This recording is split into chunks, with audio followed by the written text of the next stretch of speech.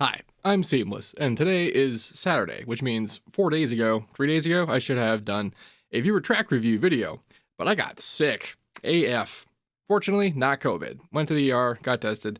It was pretty severe though, hadn't been that sick, since I was a child. So that was a little more than I was prepared for. A little bit, I can eat food now, so video's back. First up today, we have DRPTMNT-Precz Wip. I like this no vowel approach to the techie kind of name styles. But let's have a look and move on.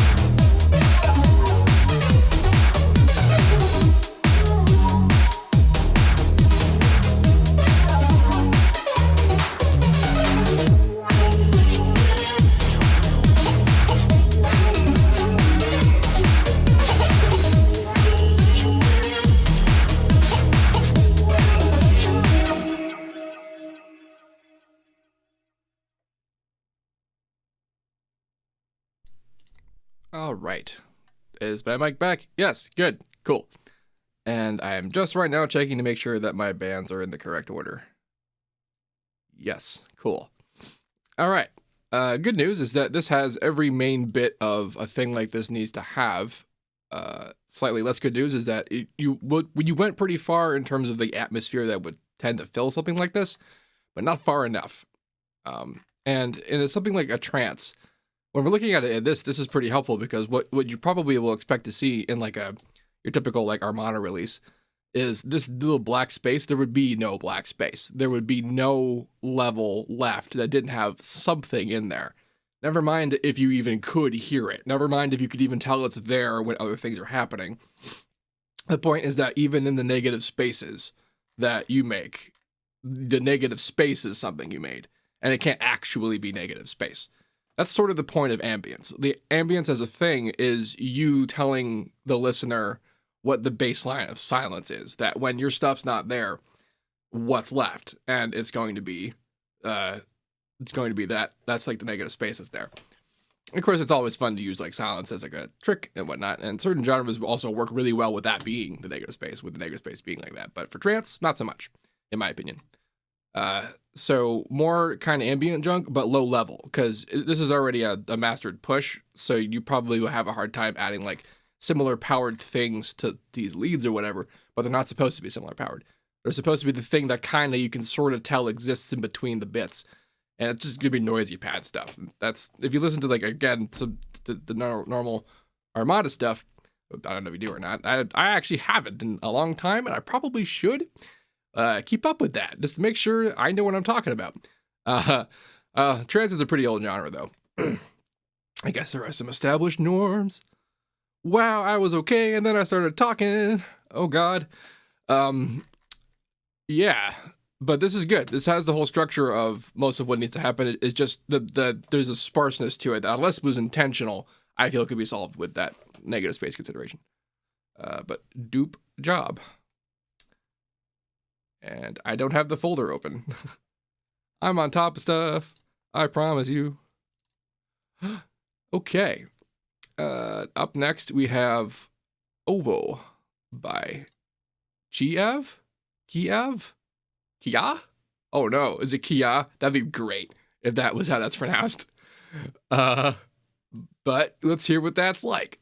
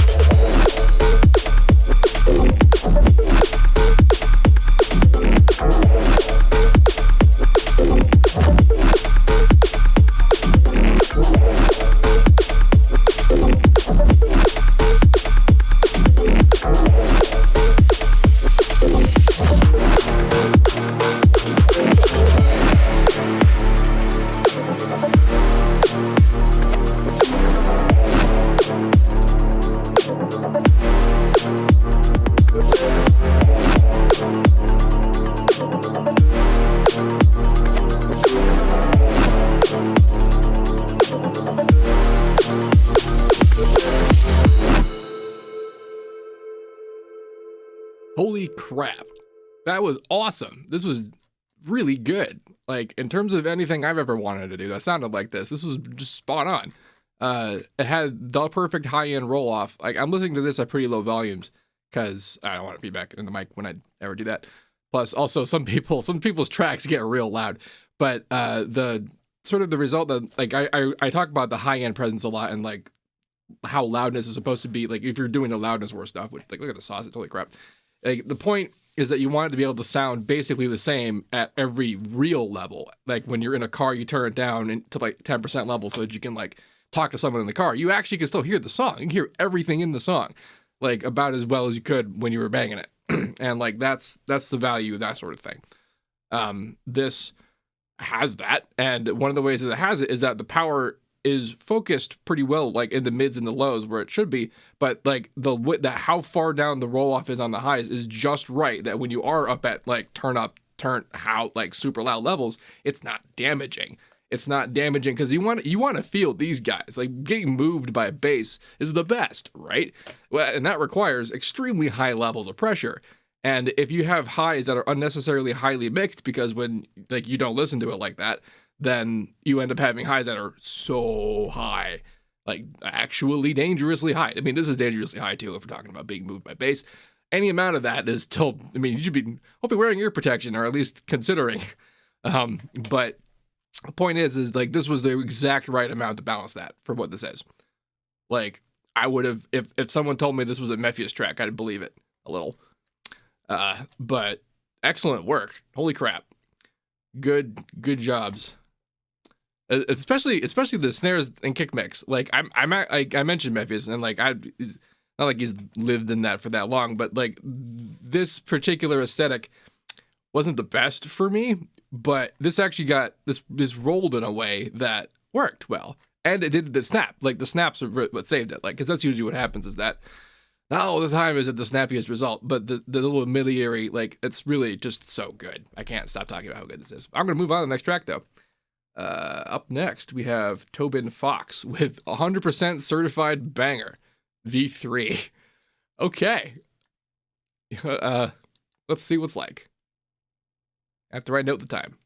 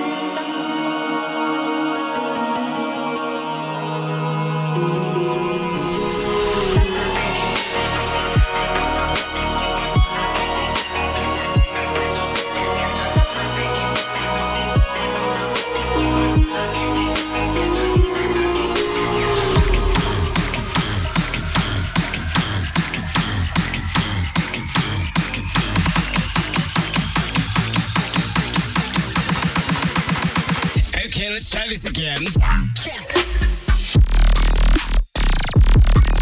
Yeah.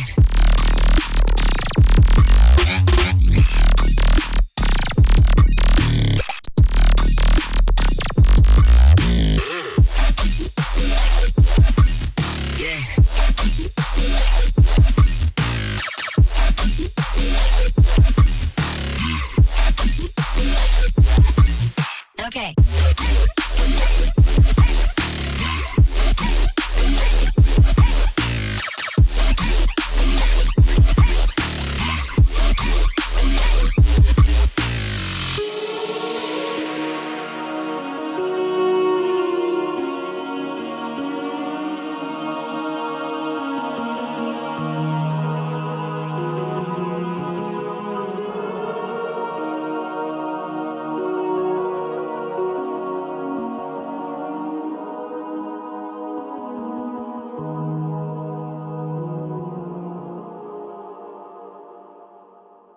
All right, so this track was a trip.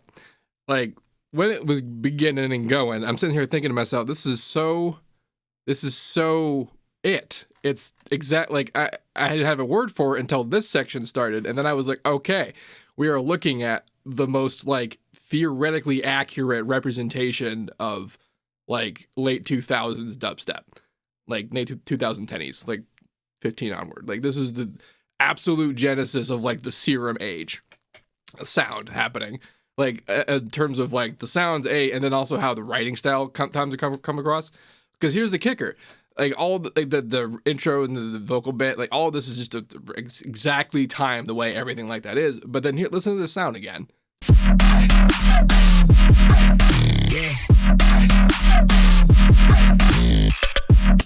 Does it sound like the main bass in this section is the lowest quality item of everything else happening? Like, not just that it's not all that interesting of a sound, but it's, like, factually less interesting than literally everything else happening in here. And that started to confuse me. And as I started listening, like, keep going, the in-between bits have cooler sound design than the main thing, which, yeah, that's supposed to be the thing, but, like, when they're being fills all that often, but not that far. Not that big a difference. And, like, the next section.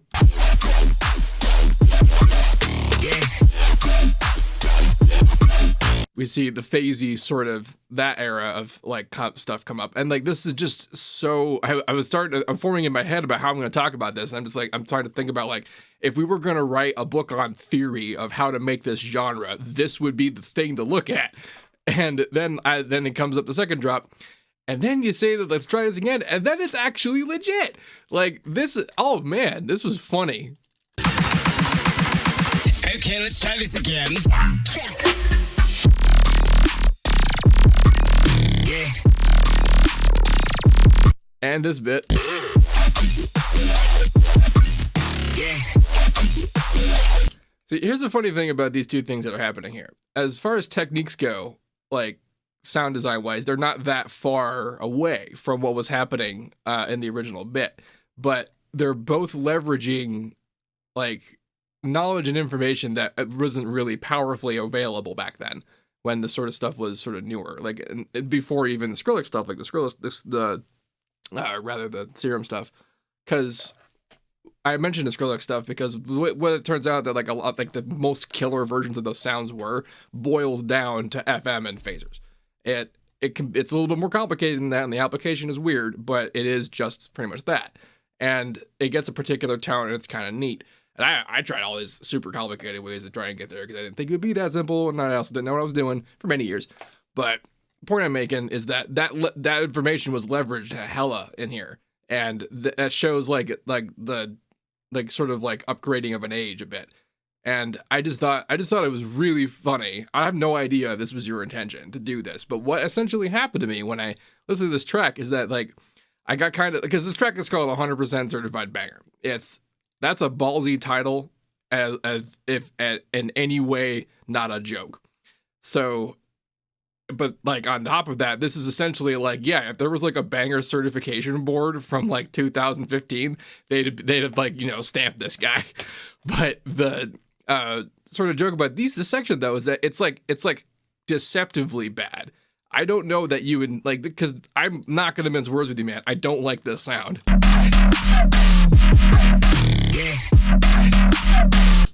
People in 2009 would have lost their minds, but like I just don't. And I was just sort of, but at the same time, I'm bringing this up and I'm being as like blunt about that as I can because it worked. The mix was still so good and the filler bits was still so good that it didn't matter that that sound was bland. The rhythm was fine, the notes were fine, everything about it was fine. The fact that it was like this weirdly low quality, in my mind, that's an opinion, like kind of sound, it doesn't actually affect the track poorly. And the same thing with this dude.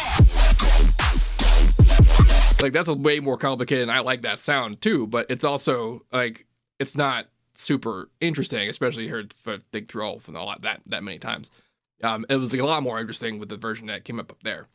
And that's sort of like, that's sort of the next ballsy move is actually hiding all your best stuff in the second drop. That's a lot to do to a listener. Like, we're doing it here, and it's fine because I'm listening to the whole thing, but like, how often does they do what DJ does, right? Or a mix, even. And that, I mean, that's fine because, again, this could still be just like a theoretical representation of basically perfect this, but this was still the better version. This was still cooler, and it was like surgically cooler. Like, damn, man, you're making humor out of this. That's kind of high art. Good job. Coming up next, we have Obsidian by Fourge, spelled with a like color if you're British. Fourge. Yeah. Let's see what you like. Okay. You like that? Noting the time.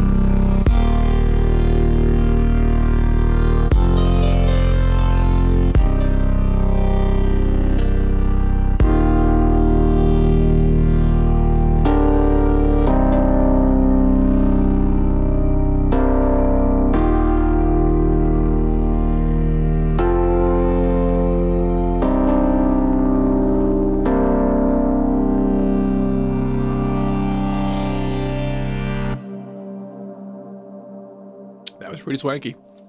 I actually had some time a few weeks ago to play Beat Saber, and all I was thinking about during this track was this would make a really sick Beat Saber track.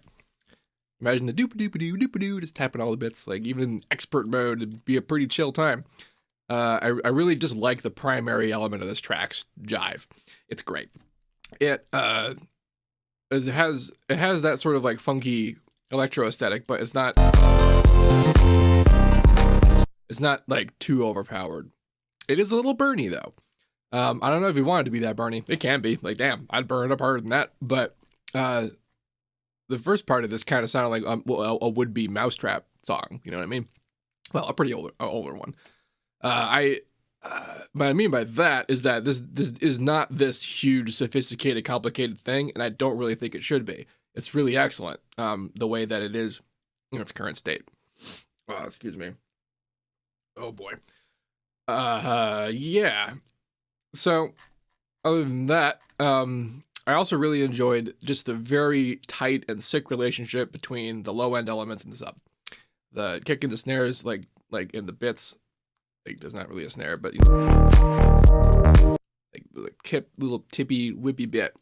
As long as this is what fun thing about genres like this, where you keep the kick on every beat and also have a snare on the kick, is you could just not have a lower half of the snare. You can just have only the tap bit and like just have fun with transients and stuff because all the power is still in the kick. Or you can still be balls and try and combine both with the same level of transients and see how well that does you. May or may not, depending on how hard you're burning it up. But for the non-burned, this is an excellent, just really good, well, like put together bit of this. Good job, Fourge. Coming up next, we have N.A.T with Ambition. N.A.T. Wow, that's a lot louder. Okay. This kind of looks like a map of background radiation a little bit. Like you sort of see like go look at a picture of like a galaxy supercluster. A little bit looks like that. Like a little. It's not that deep. All right. The time.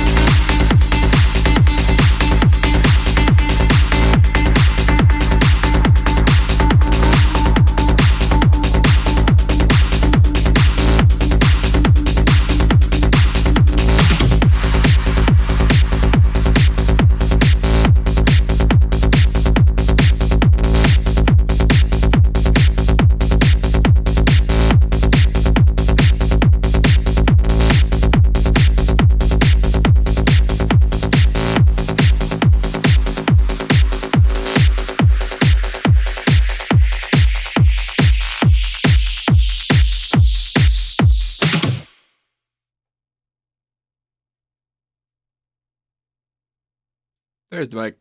Another fine example of a fine genre. Good job, N.A.T, as per usual. I particularly enjoyed how well, like, the percussive nature of the elements synced up in this section. I enjoyed the kind of printer lead.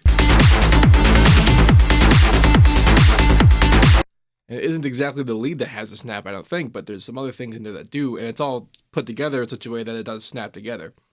Now, normally you'd see me look at this and probably hear me talk immediately about this sort of not super clean looking sub. And maybe I would, but I'm not 100% sure this would sound better with a cleaner sub.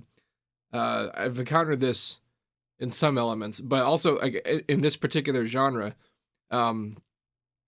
sometimes the kick, like, bass experience is not supposed to be like a smooth melodic thing. It's just supposed to be an experience. And that experience can be rumbly if it's the only thing there, and like repeatable and not conflicting and whatever. That's totally viable. It also helps that the music that is like the bassy elements, like the snappy sort of plucky things, don't have to have a sub. They don't have to necessarily roll that way. Like that's a kind of a way that this stuff does sometimes. This would have worked out great in Trackmania. Never did Trackmania 2, but the first game, wow, I did the hell out of that. Good job. Moving on, we have Aestho with Self-Destructive. Looks a little unmastered, but let's see what this is like.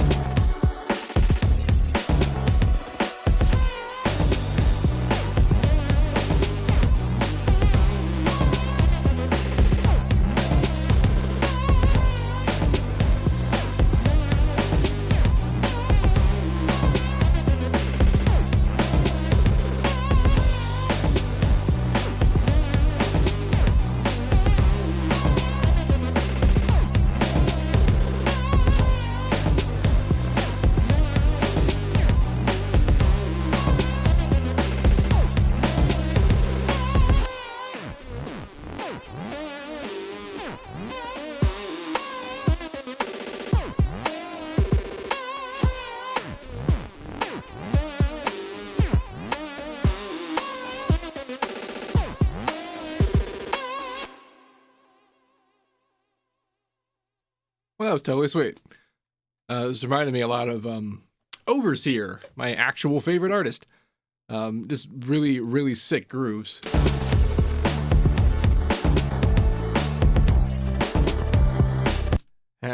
So I So this is funny about this. I said it was unmastered, but like for all I know, this could have been the actual mastered version because for stuff like that from back then, is what it'd be about as what they're like. But I would have tried to go harder, or maybe you're going harder. I didn't see if this was a whip or not, but this is just an excellent concept and feel. Like I love the groove. I love the way it like is presented as well. Like if you're saying that like this is the sort of feel you want to have, and I agree with you. I could think maybe it can get pushed in ways that can accentuate it in certain particular areas in an additional kind of layer, but it's honestly not that a big a requirement because it's pretty rad. It's like just a good time. I like this track. Good job. Moving on. Oh, yeah. So some bits though. I did like how some of the kicks kind of interacted over here, but when it got busy, it got a little much. But it wasn't because like there's not you can see that there's not even that big an impact on the individual elements from the things that have the power. But what you do feel though is a teensy bit of mud. We talk about this in some other videos, but let's go over that idea again. So you might think mud is mostly just a frequency spectrum, like it's just in an area that is a way that is just this frequency. And to a certain extent, that's true. It's kind of where mud happens, but it's more about the rate that exists through here. So like down, like give me my info. What we got? Like 243 hertz or whatever. So around this area, it can get pretty muddy if you have a thing that's doing a thing, but you could also have a thing that has none of these frequencies at all. But if it's doing something that moves at that rate, then effectively that frequency is there. And you see that reflected a lot in like high pass saws and whatnot, is that what you'll see is just a repeated like doopy doopy doopy doo. And that's just at that rate is the note that's a thing. But even though it has none of the actual notes frequencies. Why this is important for mud is because when you see something like these kicks, like this motion on here, this has a rate. And it's slow enough and low enough that it feels good. That's part of why it feels good, because it has an additional amount of motion to it, versus like a purely synthetic version that would be like a pitch perfect single strike thing, has like the exact opposite of the sensation. But when you line them up like this, they have that rate together that kind of suddenly puts like a little bit of force up here that wasn't really there before. And that's that, like, there's a little bit of like, I would put a kind of just on most things, a pretty big 500 hertz cut, like not necessarily a cut, but like a big dip on your EQ. And that would probably the source of that sort of thing is that I might not have wanted to do that if sort of like the idea of the motion was controlled for to that degree. It's a bit hard to keep track of, but mud is more than just an area. It is a speed. I mean, the area frequency, it's all speed. It happens at a rate. Yeah, okay. I totally forgot them at the time. I'll have to do that after. All right, coming up next, we have Coco. Full Moule? Moule? Moule. One of these, but it's full. Let's find out.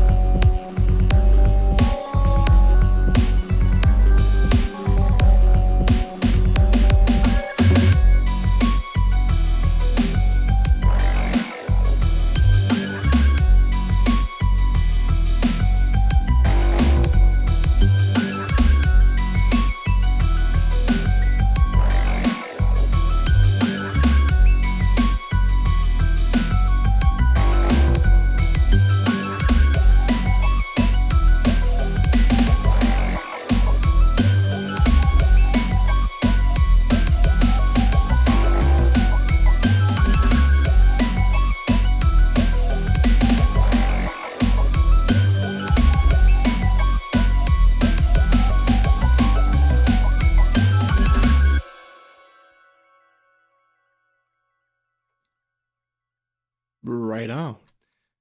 Okay, so this track overall kind of reminds me of 90s video game aesthetics. It's got that like Doom Descent sort of MIDI vibe, but with extremely modern mixing. Yeah, like when that reminds me of playing Descent. Like that's what that feels like, and I like that. But I also like how two things about it. One, it's got a modern power, which is good, but it doesn't have an overly modern presence of sound design. Like it's actually still in this range of things that, as though we only gave people from that era information on how to mix stuff better, and they would probably have come up with this, and that's kind of killer. I have no idea how much of this you intended or what you were trying to go for, but that's kind of how I like it. Yeah,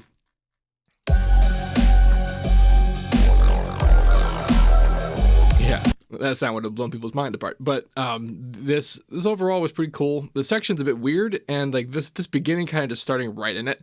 I would have, you could have still have this section, but I just kind of like copy a whole other one in front of it and like fade stuff in, like filter stuff, have risers, whatever. But that's a bit more modern than this kind of thing is. I noticed it's a loop. Is this a video game soundtrack? That's interesting. But also because if it is, going the double time that often is a little bit much, in my opinion. Of course, I have no idea what this is for or how your system is interpolating your stuff. Fmod could do some junk. God, that's so old. Engines don't need that crap anymore. They just do it. They don't need weird plugins to do basic stuff. Yeah. All right.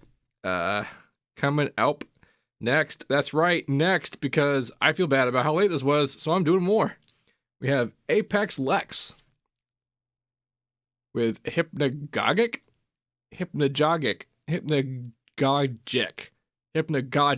That's probably how that's pronounced. I hope that was work. Okay, here we go.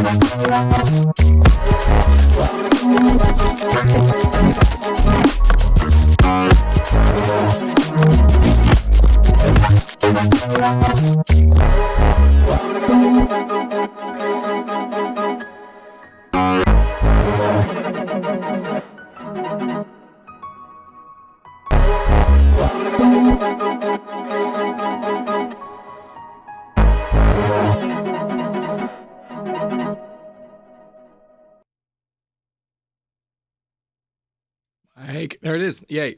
Okay, this was excellent. First off, straight up, this is really cool. I enjoyed the fuller reaction that was just about everything but water. Like, yay. So happy. Progression and music, excellent. Beat and stuff, amazing. Intermediate bit, also amazing. And like, I actually, weirdly, the most fun I was having was right at the end there. Like, just hearing all this junk together. Like, you have a really nice theory, was it? It's instinct for layering disparate rhythmic elements, and that was just really cool calls were made to make this all together. Like, these little moments were really cool.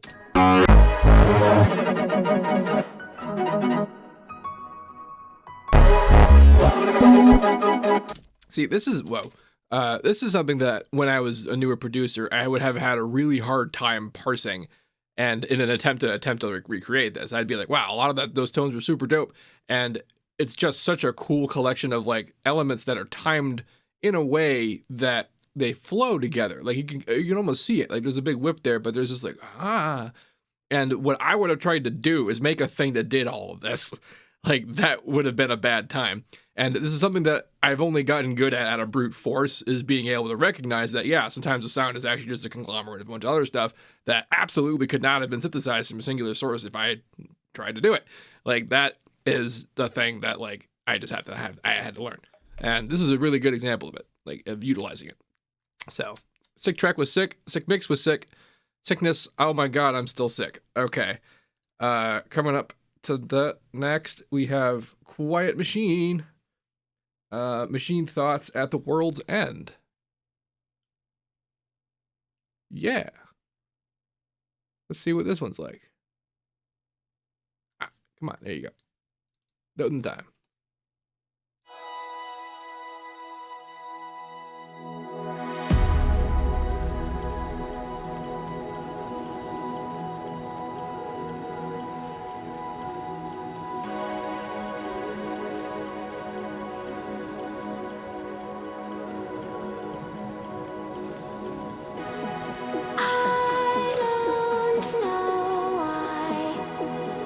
Winter comes this late.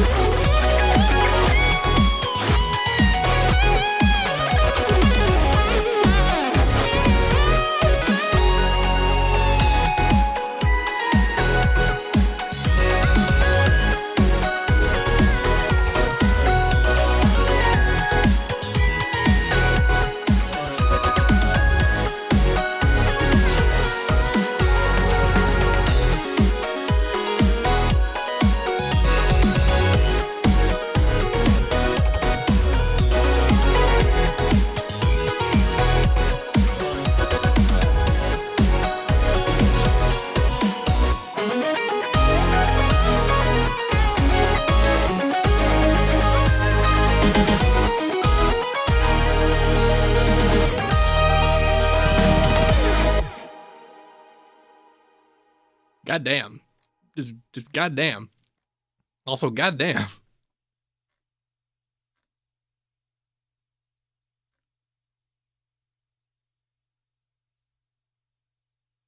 Background radiation. Nice. Or something. Or just the noise you left on for a long time, but damn. So much about this was so very cool. Just to pick one to start to talk about, this little bit. Leading into this bit. You notice how the incredibly disparate, I guess you can't see it, crap, well, okay. Yeah, actually you can see it in the levels, in the bits. The levels of the 8-bitty bit are way lower than the bit during the drop. And it's not just a matter of, yeah, one's a drop and one's not, and one has kicks and snares and one doesn't. It's a matter of, if we could have made this section louder. You could have made it way louder and more present and more like a modern force of the 8-bit sound. But what that would have done is it would have made it so hard to come back to the modern, not 8-bit, full spectrum presence sound. It had to, like, and still feel like with the correct power disparate and whatnot for powers and drops and that kind of thing. So that this was mixed together this well worked almost entirely because of how low level this was. And it was such a good call. Like that, other elements in this track were just so very good. Like suddenly this at the end. Damn. And like also overall the mix is just excellent. Going full on here, it's basically like Madian in the house. And I mean that, like I've tried before to mimic the kind of the exact like hit feel of nailing both transients and kicks at the same time, like we were discussing before, right? That's essentially the crux of that sound, is doing that and having it work out. And it's real hard to do. Like it involves incredible micromanagement, and this track is micromanagement the track. Damn. And it paid off. This was just a literal epic. Good job. Good the heck job. Good job everyone else. And thankfully I feel less like crap. Yay. If you'd like to have any of your tracks featured in one of these videos, feel free to head on down to the description of this video where there's a link to the Discord where you can get to the channel where you can put up your track, and there'll be mods and people to help you out in case your naming conventions are weird, because I do want to know who the artist is and what your track's called in general. I do like that the guy, the 100% certified banger guy, specifically spelled out that was what the track was called. Yep, that's how that works. If you have any questions about that, please let me know. Don't forget to like, comment, subscribe, and all that good stuff. And as usual, have a nice day.